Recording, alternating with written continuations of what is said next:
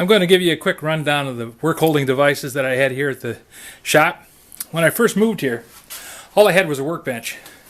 So I clamped this little vise to it so I could do some minor jobs around the house that I absolutely needed to do. Between that and C-clamps and parallel clamps and a bunch of other holding devices, I managed to get by. Then I bolted up this big old monster to the bench. This is one from my old workshop. The old Model A barn had this bolted to a bench, so when I moved, I told the guy when I sold the house, none of the tools stayed. This I considered a tool. So I brought this and I clamped it to, or I fastened it to the front of the bench and used it. Then, as time went on and I had more time to do things, I dug this monster out of the packing that it was in from moving and brought it down, and I was able to clamp it to the bench with C-clamps. It took the place of this one and this one.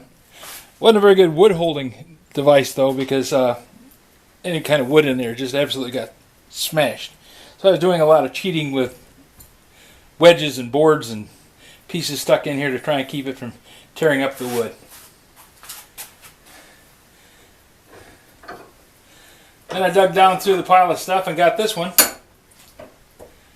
This is another one that was at the old workshop in Union City. When I built this bench, I built this into the bench so that I had dog holes and I could do some woodworking. It's not really designed for woodwork. Well, the vise is designed for woodworking, but the bench isn't.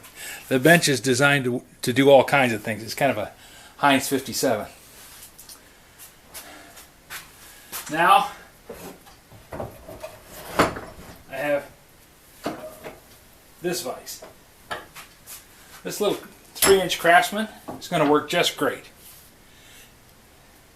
It's going to hold the things that I need to hold for cutting the occasional bolt. I can clamp it in the vise jaws and cut it off with a hacksaw.